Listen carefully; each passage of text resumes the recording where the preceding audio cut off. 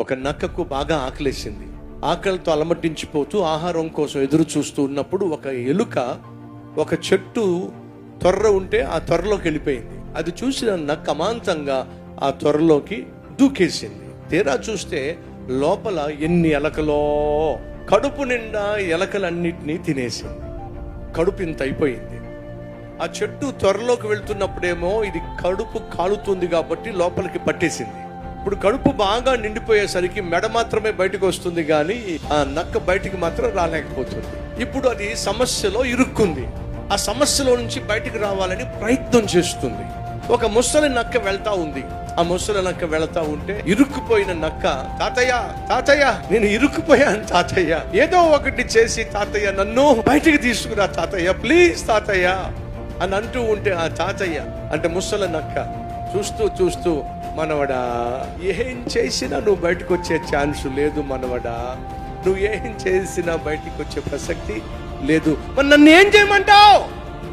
ఏమీ చెయ్యొద్దు అంట. సాయంత్రం వరకు ఓపిక పట్టమంట. సాయంత్రం అయ్యేసరికి నీకు సమాధానం వస్తుంది. మాట నమ్ము. ఏమీ చేయకుండా సమాధానం ఎలా వస్తుంది తాతయ్య? నేను చెప్పింది చేయరా మనవడా, నువ్వు సాయంత్రం వరకు ఓపిక పట్టు, నీకు సమాధానం వచ్చేస్తుంది, నీ సమస్య తీరిపోతుంది, నీ సమస్యకు పరిష్కారం దొరుకుతుంది.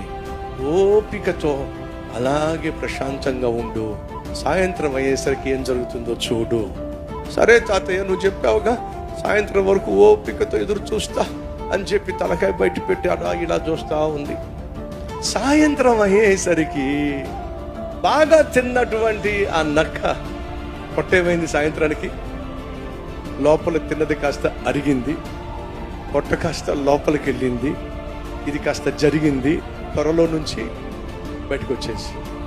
జీవితంలో కొన్ని సమస్యలు నువ్వేదో చేస్తే కాదు పరిష్కారం దొరికేదే, కేవలము ఓర్పు సహనముతోనే నీ జీవితంలో కొన్ని సమస్యలు తీరతాయి. ఓర్పు చేత, సహనము చేత మీ కుటుంబాన్ని కాపాడుకోగలుగుతారు, మీ ఆత్మను, మీ రక్షణ ఆనందాన్ని దక్కించుకోగలుగుతారు.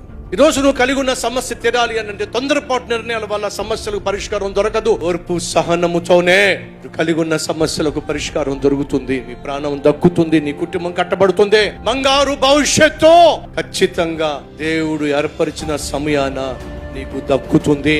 విశ్వసించో. ఈ రీల్ లైక్ చేయండి, అనేక మందికి షేర్ చేయండి.